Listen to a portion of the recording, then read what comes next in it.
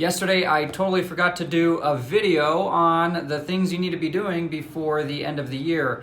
And so I'm gonna do two things today. The first one is what's called bunching your charitable contributions or your charitable giving.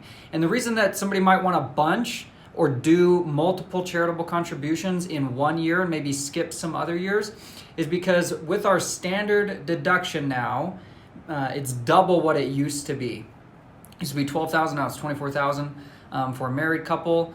Used to be $6,000 for an individual, now it's $12,000 for an individual.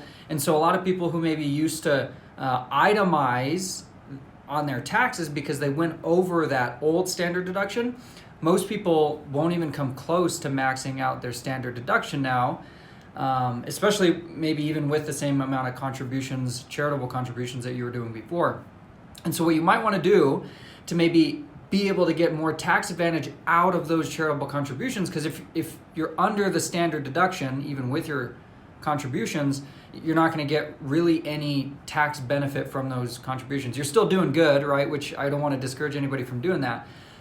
But you could take, let's say you do, $2,000, $3,000, $4,000, $5,000 a year in contributions, charitable contributions. Maybe skip a year and bunch all those up and contribute twice as much in the following year if it pushes you over the standard deduction, because then you get some tax benefit from that. All right, number two, if that doesn't make sense or if you need some more clarification on it, feel free to send me a message, let me know, and I can chat more with you about that.